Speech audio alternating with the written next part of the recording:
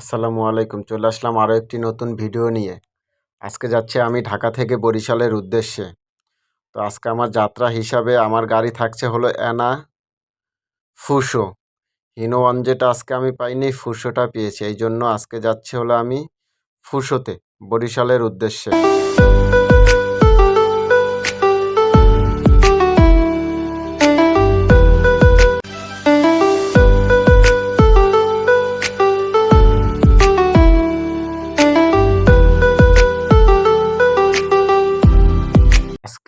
আজকে এই ভিডিওর ভিতরে আপনাদেরকে জানাবো কিভাবে যাবেন আপনারা বরিশালে, আর ভাড়া কত নিল। আমি 4 দিন আগে টিকিট কাটছিলাম, আমার থেকে ভাড়া নিয়েছে লেবুখালী পর্যন্ত হলো আপনার 650 টাকা, বরিশাল পর্যন্ত 550 টাকা, আর যদি আপনারা কুয়াকাটা পর্যন্ত যান সেক্ষেত্রে নেবে আপনাদের থেকে 850 টাকা।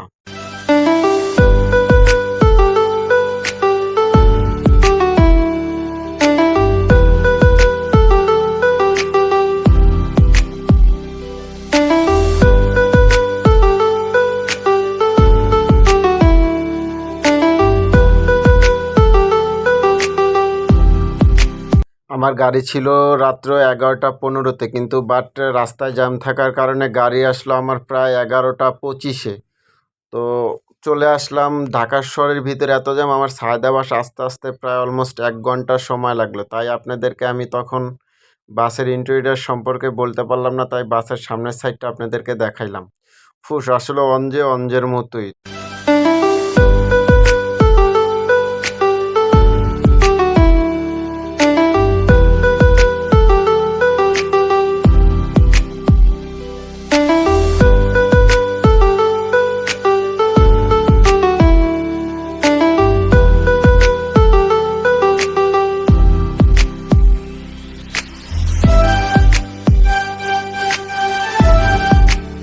রাতের হাইওয়ে খুব সুন্দর লাগে, আপনার একবারে নিরিবিলি পরিবেশ, খুব সুন্দর ঘাট দেখার মতো আর কি, একবারে অনেক সুন্দর। তো আফসোসের বিষয় একটাই, আমি একটা হানিফ গাড়ি পাইলাম না, সামনে একটা সাকুরা গাড়িও পাইলাম না।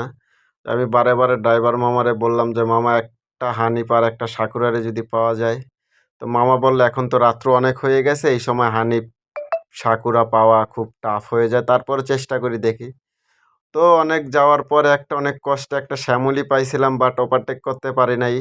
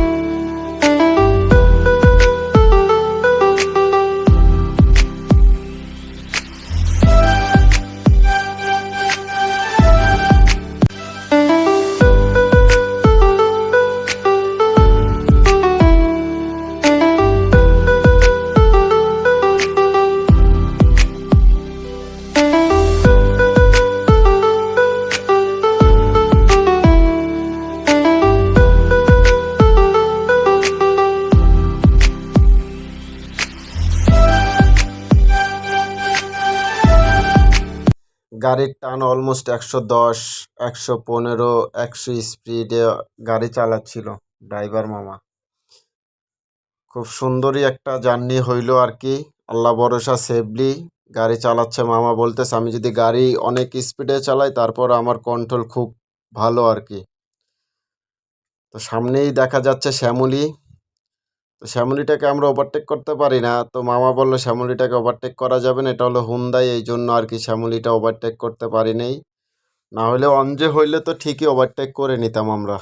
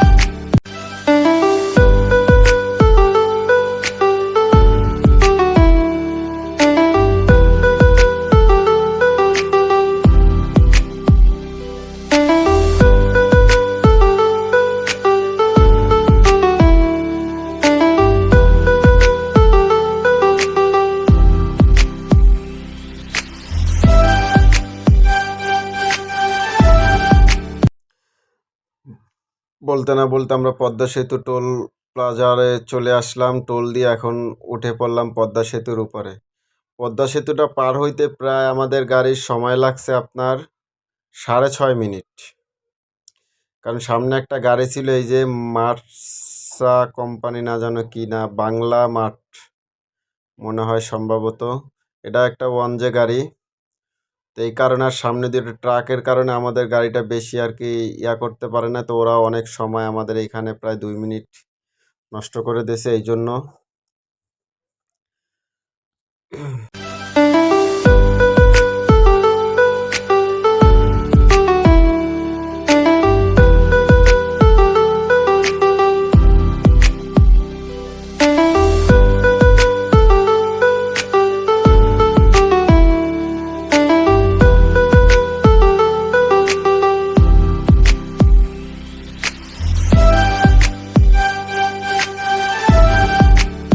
তো আপনাদের কার কাছে কোন গাড়ি ভালো লাগে কমেন্টে বলে যাবেন। যেমন আমার কাছে অ্যানা গাড়িটা সব থেকে বেশি ভালো লাগে। বাট আমাদের বরিশালের সব থেকে ভালো গাড়ি হলো সাকুরা। সাকুরার উপরে গাড়ি নাই, তারপর আমার কাছে অ্যানা গাড়িটা অনেক ভাল লাগে। নিজের কাছে অন্তত আমি মনে করি আমার কাছে অ্যানাটা ভাল লাগে।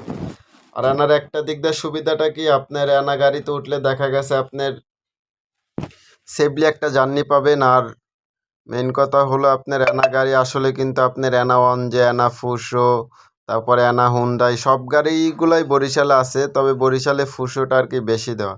তো সাকুরা তো অনেক রাফ চালায়, সেই ক্ষেত্রে আমি মনে করি আপনি অ্যানাটা নিতে পারেন, অ্যানায় চড়ে দেখতে পারেন। অ্যানা গাড়িটা আসলে ভালো বরিশালের উদ্দেশ্যে।